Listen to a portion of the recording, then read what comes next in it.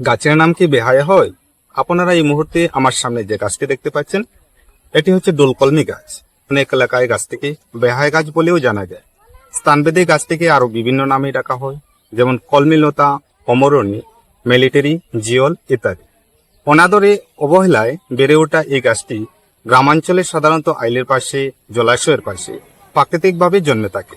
চাষি ভাইরা তাদের ফসলের ক্ষেতে গরু ছাগলের হাত থেকে রক্ষার জন্য দোলকলমি গাছ দিয়ে বেড়া বানিয়ে থাকেন।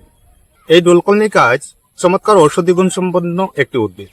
এর কচি ডগা ভাঙলে সাদা এক ধরনের কষ বেরো হয়, যাতে অ্যান্টিব্যাকটেরিয়াল, অ্যান্টিমাইক্রোবিয়াল এবং অ্যান্টিঅক্সিডেন্ট ধর্মীয় উপাদান পাওয়া যায়, যেটি কাটা স্থানে লাগালে রক্তপড়া তৎক্ষণাৎ বন্ধ হয় এবং কাটা স্থান দ্রুত শুকিয়ে যায়। শরীরের কোনো অংশ ফুলে গেলে, দাঁতের রোগে, পায়োরিয়ার মতো সমস্যায়ও ডোলকলমি অত্যন্ত কার্যকর।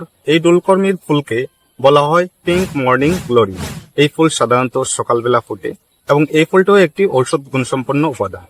অনেকেই মনে করেন এর কচি ডগা শাক হিসেবে খাওয়া যায়, তবে এটিকে আসলেই শাক হিসেবে খাওয়া যায় কিনা বা আপনারা কখনো খেয়েছেন কিনা অবশ্যই জানাবেন।